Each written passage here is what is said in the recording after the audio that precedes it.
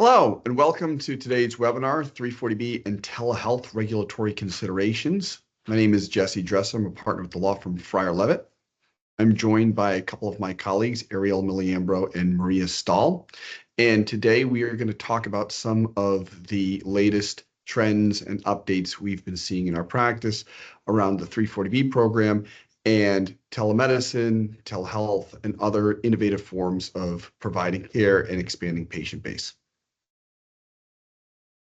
So about Frier Levitt, we are a boutique healthcare life science law firm. We have about 50 attorneys, and we focus on representing a broad cross-section of healthcare and life science companies. In particular, we do a lot of work for hospital health systems, federally qualified health centers, STD clinics, and other covered entities. We also represent a broad array of different pharmacy providers, including specialty pharmacies, retail pharmacies, mail order pharmacies, compounding pharmacies, and more. In addition, we represent traditional healthcare providers, including doctors' offices, surgery centers, and other types of ancillary providers in this space. We have a number of clinician attorneys and are able to see things from multiple angles and provide comprehensive service to our healthcare and life science clients. So as I mentioned, I'm Jesse Dresser. I'm partner with the firm. I head up the firm's pharmacy practice group. I am joined by my colleagues, Arielle Miliambro, who is another partner with the firm. She focuses primarily on regulatory issues and has done a tremendous amount of work on issues related to telehealth and relationships between different healthcare providers, focusing on the regulatory issues like anti-kickback statute, False Claims Act, fee splitting, and others. And finally, I'm joined by my colleague, Maria Stahl. She's an associate in our group, and she focuses primarily on 340B related issues. She has become certified in the 340B program through Centris and works with us on a number of nuanced 340B related topics. So we're really excited to get started with this presentation, and I'll kick it over to Maria. Hello. As an introduction, the 340B program generally specifies certain designated hospitals and grantee covered entity types eligible to receive 340B pricing. This includes federally qualified health centers, DISH hospitals, as well as certain clinics, including STD clinics, which we'll discuss more in depth later in this presentation, and Ryan White HIV/AIDS program grantees. Overall, the purpose of the 340B program is to assist safety net providers stretch scarce federal resources as far as possible to provide more comprehensive healthcare services and increase medication access to low-income patients, given the savings generated by the 340B program. And in order for a 340B covered entity to dispense outpatient drugs eligible for the discounted pricing, the 340B drugs must be provided to an eligible patient of the covered entity, as Jesse will explain next. Thank you. So the topic of today's discussion is focused on the intersection between telehealth and 340B. We've had a number of clients or prospective clients come to us to explore different ways that telemedicine can be used to augment care and to expand 340B eligible patients, and in turn, expand 340B eligible volume. Obviously, a patient that is seen within a covered entity physically can very easily be designated as a patient, provided it meets the definition. But questions arise once you start to look at prescriptions that are written by telehealth providers or patients that go through telehealth encounters, and whether they can be designated as patients of the covered entity and therefore be able to use 340B inventory to dispense to those patients and capture that 340B savings. So the key hallmark here is the issue of 340B patient eligibility and the concern about diversion. So diversion is the concept that covered entities have to comply with a prohibition on use of 340B drugs purchased through the 340B program for non-340B patients. They have to ensure that they are prohibiting any form of diversion of those 340B inventory products to non-340B eligible patients. So in order to use a 340B drug, that patient has to be a patient of that covered entity. And this patient, as you can see in quotes, is a loaded term and one that has been very, very heavily scrutinized. So the statute that created the 340B program is pretty scant on providing much clarity on the term patient. But in 1996, HRSA came out with guidance that it essentially established a three-part test to determine whether or not someone was an eligible patient of a covered entity. The first part of the test is that the covered entity has an established relationship with the individual such that the covered entity maintains records of an individual's health care. The second part is that the individual receives healthcare services from a healthcare professional who is either employed by the covered entity or provider health care under contractual or other arrangements, for example, referral for consultation, such that the responsibility for care remains with the covered entity. Now, this one here, number 2, is, as we'll talk through some of these models, is going to be very, very important because it's going to dictate who's going to be in charge of, who's going to be ultimately responsible for that care. The third one, and this is more applicable to those that are grant recipients like FQHCs, is that the individual receives healthcare service from or range of services from a covered entity, which is consistent with the services or range of services for which grant funding or federal health FQHC lookalike status has been provided to that entity. So essentially that means that if a patient comes into, let's say, an STD clinic for blood pressure, and be a valid encounter because they weren't seen for something that is along the lines of what that grant money is for. So the other kind of thing to take away from HRSA's definition and what's important to keep in mind is that the 1996 guidance indicated that an individual wouldn't be considered a patient of the entity if the only service that they received was the dispensing of a drug outpatient for self-administration by that facility. So it means that you couldn't be a covered entity and establish a patient relationship solely by dispensing a drug to the patient. You have to do some other form of care, some other form of true interaction with that patient. So the question goes back to, what is the true interaction with that patient? And Maria, if you might just go back a second. So the issue here, and where we start to have some of this discussion in the context of telehealth, is, has the covered entity, have they an established relationship with that individual such that the covered entity maintains records of that individual's care? And the important thing is the covered entity. It doesn't necessarily mean another entity. It means the covered entity, that STD clinic or that FQHC or the hospital system. Do they have record of that patient? It's a little bit easier to meet. The next one that becomes a little bit more tricky in some of these arrangements is that the individual receives healthcare services from a professional who's either employed by the covered entity or is under contract to provide care with that covered entity. And again, it really requires focus on what the nature of that relationship looks like, because ultimately the covered entity has to maintain responsibility for the care provided to that individual, and how wide that care goes and how wide that responsibility is something that as we look at some of these models can be of particular concern. So if we hop to the next slide. So the other thing that I want to mention is, in addition to HRSA's express positions, there are a number of 340B bills that are floating around at a federal level right now that could impact this concept of patient definition. The first is the Sustain 340B Act. This is a draft Senate bill. And it, among other things, it does seek to include some protections of the 340B program, particularly around things like manufacturer restrictions. It does propose changes to the eligible patient definition. Here, patient eligibility will be determined on a prescription by prescription or order by order basis. Covered outpatient drugs must be directly related to the services furnished at the covered entity. So if you go back to my earlier example of an STD clinic providing STD care, but then trying to claim blood pressure medication or oncology medication as a eligible drug, this would put limits on that. Patient eligibility will require ongoing relationship between the patient and covered entity, and the covered entity must be responsible for the healthcare service that resulted in the prescription order. So again, this is literally tying the the prescribing of the drug to the eligibility. The covered entity essentially has to prescribe the drug in order for it to be eligible. Qualifying referrals from covered entity to other providers will have to satisfy other strict requirements. And so, if you go back to that earlier definition where you could have a covered entity that contracts with someone else to bring them in to try to capture their referrals, you could still do that, but it would have to be curtailed in kind of how that is ultimately set up.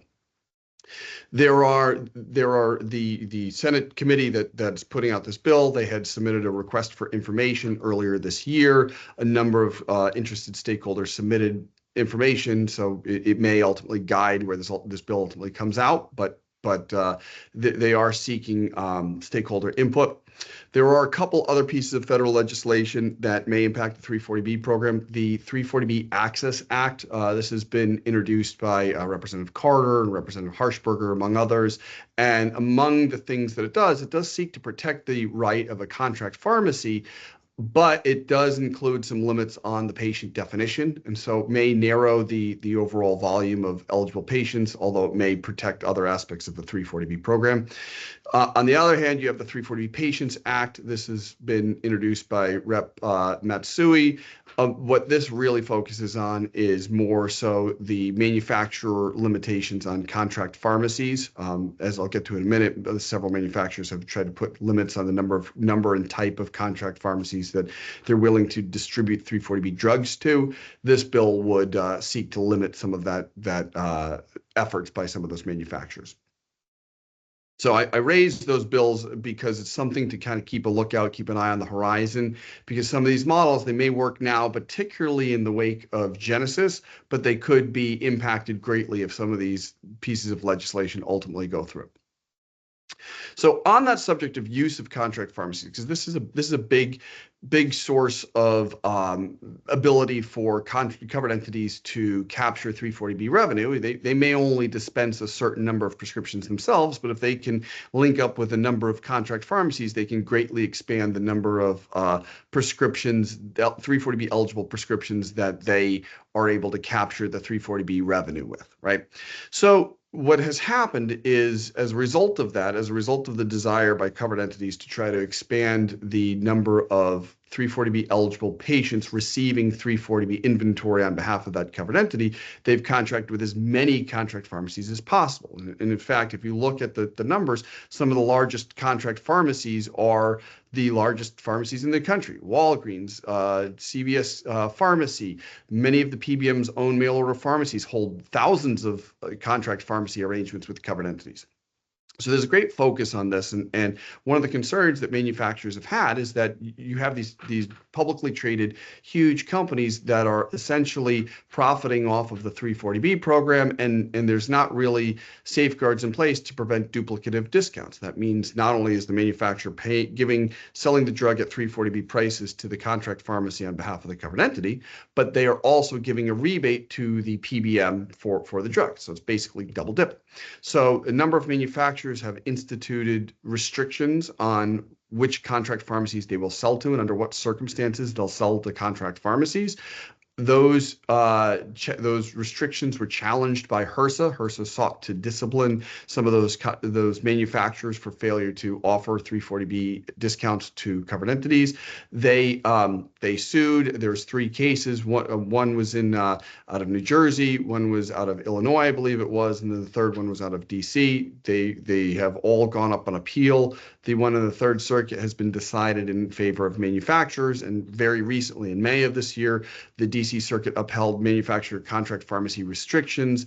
And essentially what this means is if this continues, it basically gives a footing for manufacturers to continue to use and expand limitations on contract pharmacies. So it's another thing to consider, that if you're looking to do these types of innovative models, you have to be aware that certain manufacturers are putting into place policies that might limit the ability to use more than one contract pharmacy or to use a contract pharmacy in a certain way. In response, 22 states as of April of this year, at least 22 states had passed or introduced legislation that prohibited these types of restrictions. And in fact, at least one of those laws in Arkansas had been challenged by the trade lobby for the pharmaceutical industry, pharma. They challenged a Arkansas law on this. And in fact, the Eighth Circuit recently upheld the Arkansas law that had prohibited manufacturers from restricting providing 340B drugs to covered entities through a contract pharmacy. So essentially, it was a huge win for covered entities and contract pharmacies because, at least in Arkansas, a 340B, a manufacturer couldn't impose some of those limitations or restrictions on purchases by contract pharmacies of 340B related inventory. So, couple interesting developments there, and something definitely to keep in mind. And then the final thing I'll mention about contract pharmacies, and this is more kind of operational. We have seen a number of payers begin to utilize 340B specific reimbursements. They might say if it's a non-340B drug, we're going to pay AWP minus 18, but if it turns out that is a 340B drug, we're paying AWP minus 33. So basically, the payers, the PBMs, trying to usurp that savings as much as possible. They've begun to require either 340B covered entities or contract pharmacies to disclose at the point of sale using the 420-DK modifier of 20 that it's a 340B drug, and in turn, that's when they apply that 340B specific pricing. Now, the silver lining is a number of states have begun to pass legislation to limit some of that price discrimination by payers, to require payers to pay equally across the board. And some of those federal bills that I mentioned before, including the SUSTAIN Act, they seek to prohibit discriminatory pricing by PBMs so that whatever savings there is, it continues to go to covered entities who are ultimately the safety net providers. And moving on to non-hospital grantee considerations, we have recently seen a proliferation of non-hospital grantee covered entity types, specifically STD clinics. As it pertains to the STD clinics, this may be due in part to the requirements of this entity type, which require that the covered entity receive monetary or in-kind contribution from a recipient of a federal Section 318 grant, which could be a state health department in certain situations. With these grantees, and especially the STD clinic covered entity types, we have generally encountered models that present several key considerations. The first is that STD clinics engage outside providers to provide healthcare services. STD clinics are typically not a provider type and need to engage providers to provide healthcare services and write prescriptions for 340B eligible patients. How STD clinic providers decide to engage these providers raise considerations and concerns as to patient eligibility, as 340B eligible prescriptions must be written by a healthcare professional who's either employed by the covered entity or otherwise provides healthcare services under contractual and other relationships, but the responsibility for the healthcare services must still remain with the covered entity, even in these situations.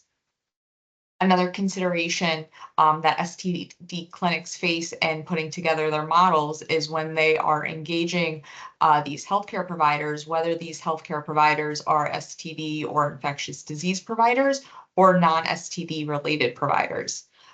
This can raise issues as it pertains to patient eligibility and leaves an open question as to whether STD clinics who engage a non-STD provider are still able to claim responsibility for the healthcare services rendered to their patients. STD clinics also become eligible, as mentioned before, through grant funding or in-kind contributions. The STD clinics have to provide healthcare services that are consistent with the scope of their grant. Therefore, models involving these STD healthcare services that also contain services not directly linked to STD care may also call into question patient eligibility. And moreover, there's some ambiguity as to whether the drugs dispensed by an STD clinic need to be directly linked to the scope of the grant and need to be directly linked to STD treatment, such as treatment using antibiotics, PrEP, and other similar types of medications. Another area of discussion when reviewing models involving STD clinics are the contract pharmacy relationships. As mentioned before, STD clinics, again, are not necessarily providers in their own right and often don't have their own in-house pharmacies. This raises additional regulatory considerations, which we'll discuss shortly. But some regulatory consideration needs to be paid where these situations that the contract pharmacy is owned by the same provider that the STD clinic engages to provide the healthcare services and write prescriptions.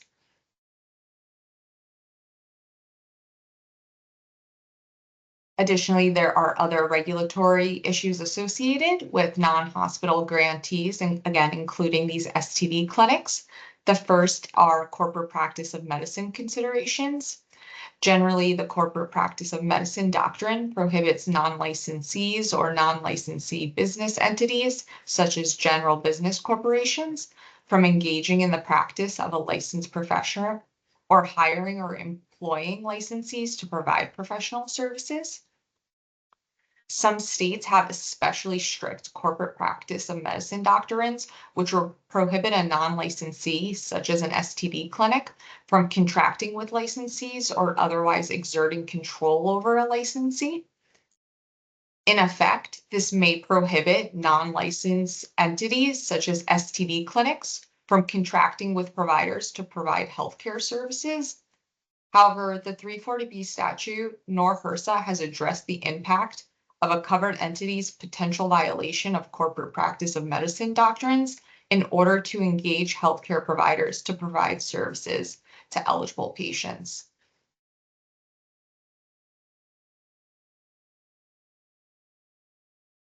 Another key consideration in evaluating STD clinic and other non-grantee covered entity models is the federal anti-kickback statute, which generally prohibits an individual or entity from offering, paying, soliciting, or receiving remuneration, otherwise something of value, in return for the referral of items or services payable by a federal healthcare program, such as Medicare or Medicaid.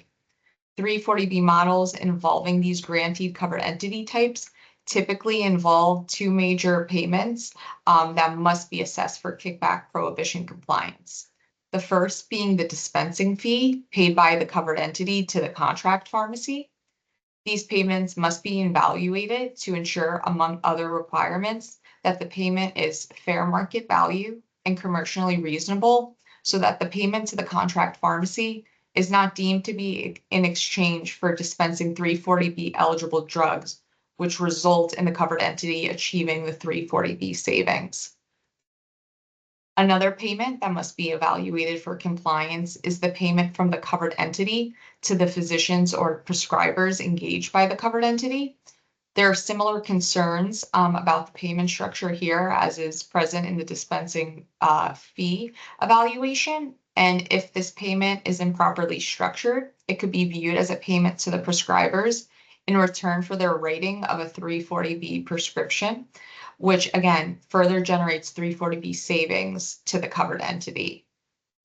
And layered on top of the federal anti-kickback statute risk, many states have their own kickback prohibitions, which in some instances may be broader than the federal anti-kickback statute.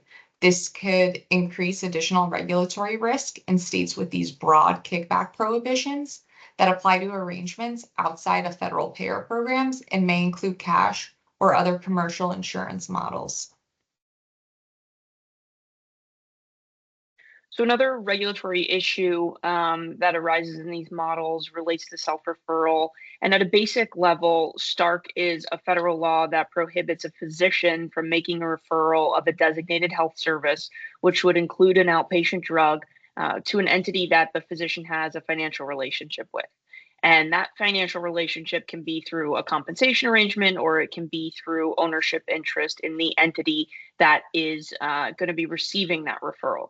So where a covered entity contracts with a provider who owns or is affiliated with a pharmacy, and then that provider refers to that pharmacy for 340B eligible products, Stark can be triggered.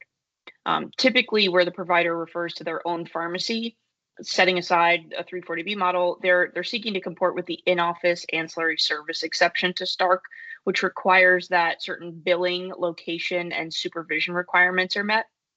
So depending on the structure of the relationship between the covered entity and the prescriber, the criteria of that exception either may or may not be satisfied.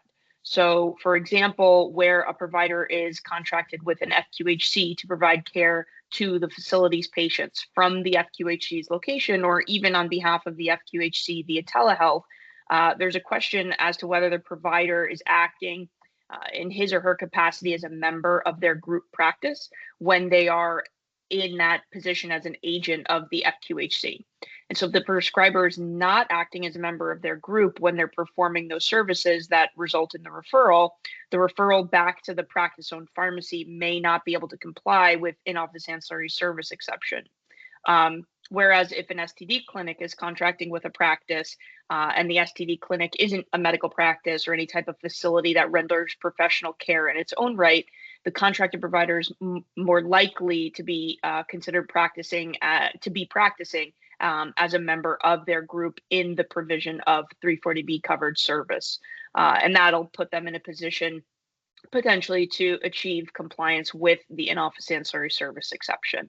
In either case, it's very fact specific. And so it has to be a carefully performed analysis, especially because Stark is a strict liability statute. Importantly, though, Stark only applies to Medicare and Medicaid referrals. In most cases, 340B models are going to contemplate claim submission to both federal and state healthcare programs, so Stark will directly apply. But there's also state-specific self-referral rules that can apply irrespective of payment source or whether or not there's a federal or state claim. So while many state self-referral rules are broader than Stark from the perspective that they apply even in cash-based circumstances, some states have more limited definitions of what a designated health service is. So in some jurisdictions, an outpatient drug won't trigger a state self-referral rule. It's really important for the relevant stakeholders to understand what the applicable law is in the state where they are operating, and to be able to confirm that if there are state self-referral laws or Stark, it being triggered, then the model has to be structured to adhere to an applicable exception. And this is especially important for the prescribers because participation in many of the 340B models we're seeing here is ancillary or an ancillary venture to their primary practice. But the liability associated with that participation can compromise their status and then impact their ability to participate in their primary business model. So it just reinforces that it needs to be reviewed. Next slide, please. So moving on to telehealth and the delivery aspect of the care in these models. When we're talking about telehealth, we're talking about the provision of a healthcare service by a physician or other practitioner who's located at a different site than the patient that they're treating. And telehealth can be conducted through different modalities. For example, some states allow for asynchronous store and forward encounters. Other states require live two-way audio video conferencing. We're also seeing some states start to impose rules that would require a provider to get a patient history from a health information exchange or from another practitioner who's treated the patient, rather than relying solely on a self-reported history from the patient, especially when care is being delivered asynchronously. Many states also have limitations on prescribing via telehealth if the ordering is based exclusively on an online questionnaire without any other interaction or information from the patient. So the modality that telehealth has to be delivered through is determined based on the particular state law, typically where the patient is located, the standard of care for the service that's being provided, and then any applicable payer requirement if reimbursement is being sought by the prescriber for the encounter. With respect to 340B telehealth models, we're frequently seeing situations where the provider isn't billing for the encounter because the cost is being subsidized by the covered entity. However, that doesn't mean there's no standard for the telehealth visit. There could sometimes be a misconception that where no payer is being billed, providers don't need to adhere to rules regarding how the encounter must be performed, but that's not the case. There's a difference between a legal telehealth encounter, which would be governed by a particular board, licensing board rules, versus a reimbursable telehealth encounter, which would be governed by a payer's policies. So providers do need to remain cognizant of what the applicable telehealth rules are in the relevant states where they're providing care. Separately, there's also the consideration of how the provision of care can impact patient eligibility for 340B purposes. If the practitioner is contracted with or engaged by the covered entity such that the covered entity is maintaining records and responsibility for certain care of the patient, care can be delivered virtually, but stakeholders need to really be sure that their contractual arrangements are structured appropriately so that they can check that box in terms of eligibility. In terms of licensing, generally, as I mentioned, telehealth occurs with the site where the patient is located. So the practitioner has to be permitted to render care in that jurisdiction. Most of the time, that's going to require licensure, whether it be a full license in accordance with that state's conventional licensing process, or whether the state has a limited telehealth licensing process. There's also a small number of jurisdictions that have a registration requirement, which is much less onerous than full licensure. And it's more like a notification to the licensing board that the physician is licensed elsewhere and intends to practice in that state. So Florida is an example of a state like that. And then there's some states that have exceptions to licensure for discrete or infrequent rendering of care, or clinician to clinician consults, but that's typically not going to apply in the types of 340B models that we're talking about here. So what we're really talking about is physicians or the relevant practitioner has to be licensed in the state where they're going to be treating patients, whether, again, either fully or on a temporary permit or by registration. Creating a bona fide relationship with the patient and engaging in that bona fide encounter is not only necessary for purposes of compliance with licensing board rules, but will also have a direct impact on whether a prescription that results from the encounter is valid. So different states have nuanced requirements for establishing bona fide telehealth relationships. And this could be based on the modality that the provider is using, whether certain disclosures are being made to the patient, if the provider is properly documenting the encounter, whether the provider obtains consent specifically to provide telehealth, whether the standard of care was reasonably met through the virtual encounter, if it even can be met through a virtual encounter where the provider is not physically with the patient. So if an encounter is not bona fide based on any of those criteria, depending on the state, from a licensing board perspective, the provider can be subject to discipline. But also the dispensing pharmacy can face scrutiny for dispensing an invalid prescription.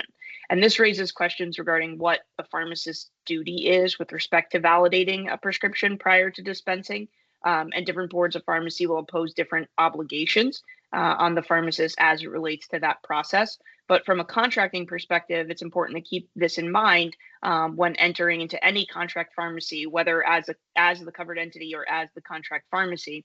The agreement really should have terms that dictate the procedure and the financial liability for instances where there's a recoupment or an audit finding that eligibility was not properly applied, and that the scripts were not 340B eligible, or just any general recoupment, and who's going to be responsible for that.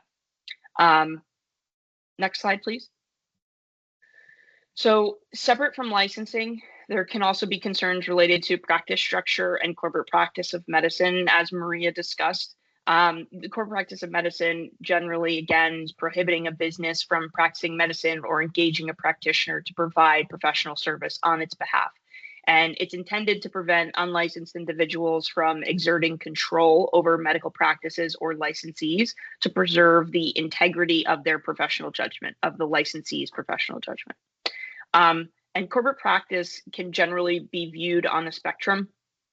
There's states that don't have any corporate practice prohibition, states that would require majority ownership by a physician licensed in that state or another state, but non-licensees can be minority owners of a practice. states that require exclusive ownership by physicians licensed in that state or another state, and non-licensees cannot maintain any ownership. And then states that require all the owners of a medical practice to be physicians who are licensed in that state. By way of example, New Jersey is a very strict corporate practice state. And to practice in a permissible capacity, providers can practice in entities that are owned solely by the same type of licensee, such as a physician, or closely allied providers. So in a state like New Jersey, a non-clinician can't own a medical practice or hire a physician to render care to patients. And this is a really critical point here, because we see a lot of models that are driven by unlicensed individuals who may appear to be paying physicians for their professional services, and then those models present risk for that reason. So providers especially, and that would be the case, for example, in an STD clinic that's operating in a strict corporate practice state.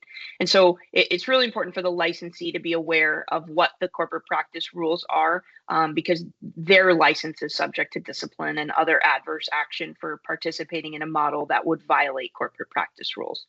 But from a telehealth perspective, corporate practice can get even more complicated, because the physician has to be licensed, but the physician also has to be practicing through a permissible entity structure in each state where they're rendering care. So there's many permutations of these types of situations where one provider in a practice is licensed in another state and wants to render care via telehealth, but the rest of the shareholders are not licensed, and then how that overlays with that secondary state's corporate practice rules. In addition to making sure the entity itself is permissibly structured, there's also the question of whether or not it has to foreign qualify in another jurisdiction in order to render care there.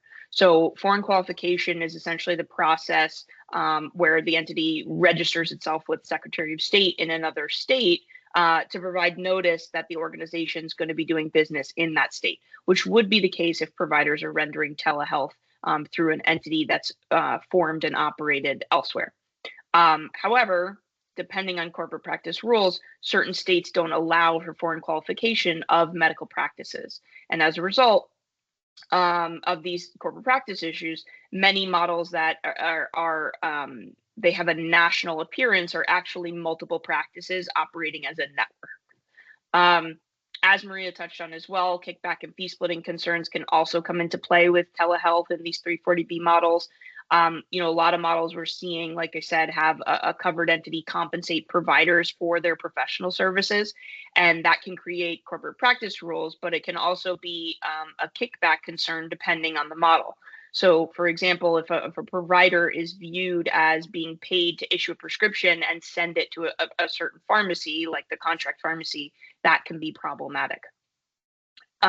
While compliance, though, with a safe harbor to the anti-kickback statute isn't mandatory to avoid violation of the law, converse to Stark, which if you're outside of an exception, you are in violation of Stark. The structure of a lot of these 340B models and how the pharmacy component is situated in the model is certainly going to have an impact on the risk associated with the venture from that kickback perspective. And again, it's fact specific, so it's really important to consult with counsel to ensure compliance of all the stakeholders. Next slide. Thank you. In terms of the common models that we've seen in this space, covered entities are typically contracting with a practice that has a vertical pharmacy and then using the practice's providers as the contract providers and the pharmacy as the contract pharmacy. And this model can implicate all of the regulatory issues that we just went over, including the kickback and self-referral concerns. And so it has to be really carefully structured. But even on the higher level or broader level, there's the consideration of whether all of the providers' referrals to that pharmacy are going to be qualified as 340B drugs, or if it's only going to be the prescriptions that relate to the covered entity's grant and mission. And that result from those covered services that are at the covered entity's direction. This is a little bit ambiguous for the time being, particularly in light of Genesis, as Jesse was mentioning, and then the follow-up proposed bills that are pending. that could potentially adjust the definition of eligible patient and then the impact of what or the outcome of what an eligible claim is. So because of this ambiguity, a lot of stakeholders are really focused on what the actual liability would be for getting it wrong, so to speak, when they categorize claims as eligible or ineligible, and figuring out who would face liability for that wrong determination, when they're saying something's eligible when it otherwise wouldn't be, what that liability might look like. Is it an audit from HRSA? Is it repaying manufacturers based on the removal of 340B discounts on a prior acquisition? Is it investigations from a state agency? Is it something else? And from there, it's important to understand which contractual terms can protect certain parties, particularly the providers and licensees in the context of these relationships. Separately, we're seeing models where independent third parties are attempting to bring some of the 340B savings back to the plans, and coming up with novel ways to accomplish this. And Jesse can speak a little bit further on this as well. And so in some of these models, effectively what's happening is you have these third parties that are endeavoring to work with employers and other self-funded groups to partner with covered entities and effectively bring all the employees of a covered of a employer or self-funded plan to encourage them or actively kind of coerce them into getting care from a covered entity, such that now in the wake of Genesis, all of them are eligible 340B patients, and in turn try to incentivize those patients to get their medications from the contract pharmacy of that covered entity, and have that covered entity agree to pass back all of the savings. You basically give the savings less, a certain fee or certain kind of compensation to the covered entity, try to get all that savings back to the plan sponsor, so that the plan sponsor ends up saving money by getting drugs at 340B prices as opposed to getting drugs at normal market prices that they'd be paying a PBM or someone else for that same drug.